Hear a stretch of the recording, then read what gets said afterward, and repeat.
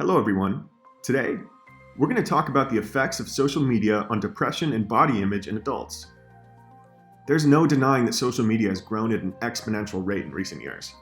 It seems as if every single day we learn of new platforms and technologies that increase our levels of connectivity with one another. While social media has made our lives more convenient in so many ways, its implications on adult mental health just can't be ignored. Within our research, we looked at the relationship between social media use, depression, and body image dissatisfaction.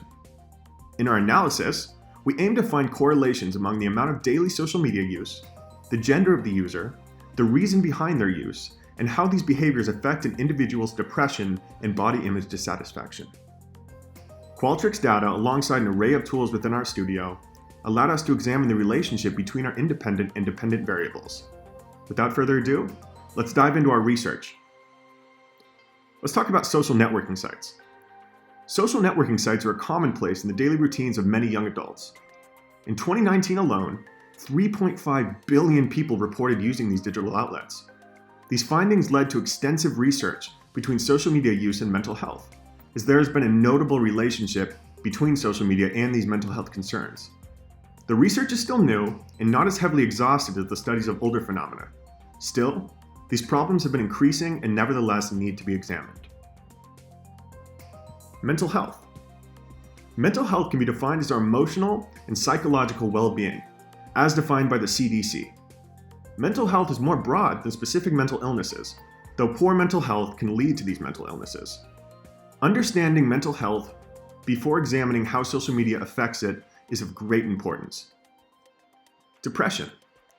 According to the American Psychiatric Association, depression is a medical condition that has an effect on the way one feels or acts, oftentimes leading to guilt, loneliness, and fatigue. Amelia Strickland, an academic out of the University of Central Florida, has found a positive correlation between the increase of social media and depression in young adults. Other academics have backed up this research. A cross-sectional study in 2016 found a similar increase. Given the cross-sectional nature of the study, there were two explanations. Firstly, people who are depressed use more social media than people who are not depressed in order to fulfill their loneliness and sadness with superficial and shallow relationships online. The second explanation tells us that social media truly does increase symptoms of depression because passive use of social media decreases meaningful relationships, therefore increasing loneliness. It is not yet clear which explanation is the correct one. Another cross-sectional study 2 years later in 2018 focused on addiction to social media and depression. The findings lend similar insight to the previous study. There was a strong correlation between smartphone addiction and depression. In particular, their findings were this: an increase in addiction to social media in one's smartphone leads to a decrease in real-world support and relationships, which in turn leads to sadness, loneliness, and depression. Given these two research studies, we come to our first hypothesis.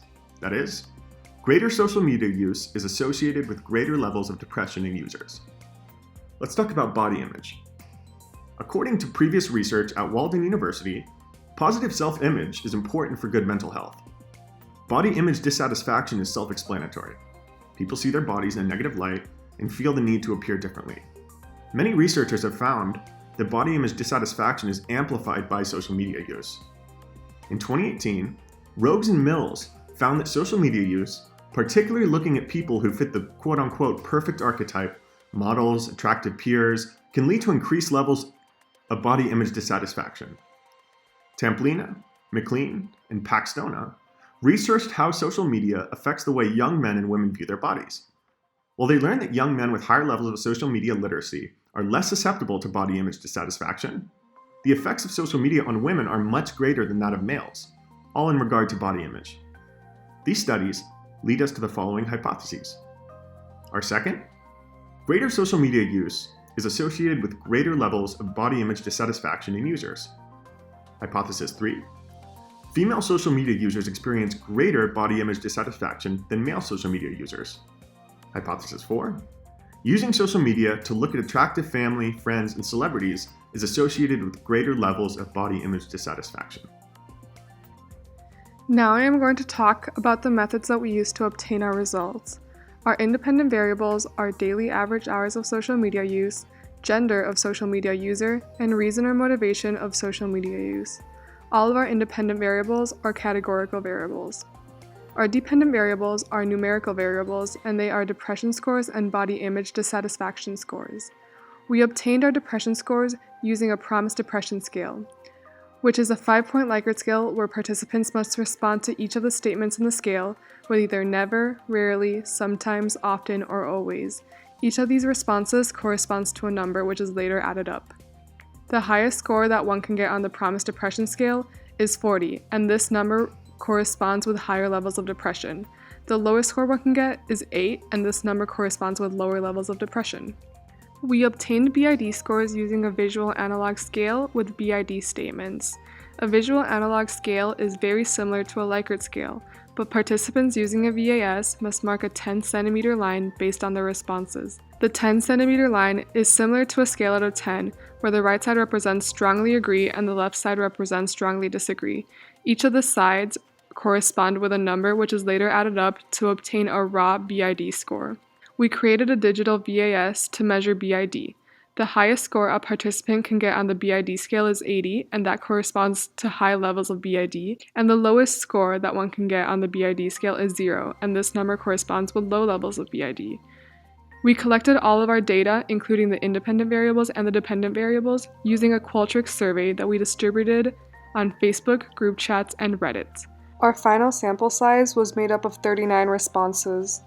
Once we got all of our results, we used correlation tests and ANOVA tests on RStudio.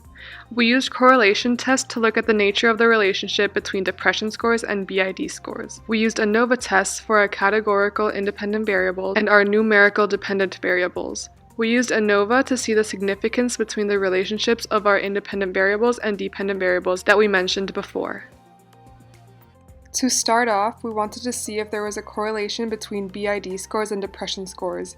Using the core-test function on RStudio, we were able to determine that the correlation coefficient for these two variables is 0.36, which demonstrates a moderately strong positive correlation, which means that as BID scores increase, depression scores moderately increase as well. Then we tested the relationship between gender and depression scores and BID scores. The p-value of the relationship between gender and depression scores is 0.195, which is a p-value that is greater than 0.05, therefore the relationship is insignificant. The p-value for the relationship between gender and BID scores is 0.13, which means that the relationship is also insignificant. Overall, we found that there is not a significant relationship between gender and depression and BID scores, which rejects our hypothesis number 3. Then we tested the relationship between daily average hours of social media use and depression scores and BID scores. The p-value for the relationship between hours of social media usage and depression scores is 0.267, which means that this relationship is insignificant. The p-value for the relationship between hours of social media usage and BID scores is 0.0198, which is a p-value less than 0.05, therefore this relationship is significant. There is also statistical significance between some of the independent variable groups, such as the categories of less than an hour and more than 4 hours, and less than an hour and between 1 and 4 hours. So we can assume that there is a big difference in BID scores for people that use social media for less than an hour and people who use social media for more than an hour. Overall, we found that hours of social media usage and depression scores don't have a significant relationship, so our hypothesis number 1 is rejected. But hours of social media usage and BID scores have a significant relationship, which confirms our hypothesis number 2. Finally, we tested the relationship between motivation and reason for social media usage and depression and BID scores. The p-value for motivation and depression scores is 0.645, which means that this relationship is insignificant. The p-value for motivation and BID scores is 0.202, which means that this relationship is also insignificant. Overall, we found that motivation and depression scores and BID scores do not have a statistical significance, so our hypothesis number 4 is rejected. In our results, we found that BID scores and depression scores are positively correlated. This makes sense because BID could increase feelings of hopelessness and sadness, which are all symptoms of depression. The only significant relationship that we found through our research is the relationship between daily average hours of social media use and BID scores.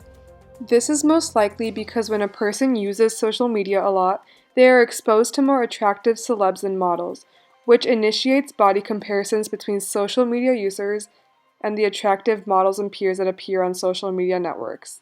If social media users believe that the models and peers that they see online are more attractive than them, they may begin to become dissatisfied with their body and their body image. It is important to note that there is no statistical difference between the independent variable group of between 1 hour and 4 hours and more than 4 hours. This is most likely because once social media users pass the 1 hour threshold, they have already been exposed to BID triggers on social media. Our research goes against what the research in our literature review found, which is most likely because our sample size was only made up of 39 people, while theirs was made up of at least 200 people.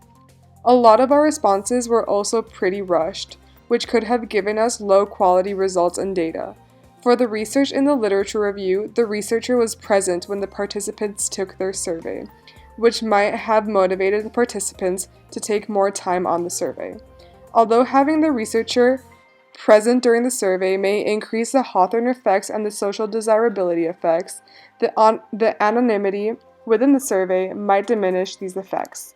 In the future, it is important to continue conducting research on the effects that social media has on mental health, because social media is a fairly new invention, so not too many in-depth research studies have been conducted. It is also important to increase sample size and take away any responses that were rushed through. Thank you for listening to our presentation, and let us know if you have any questions.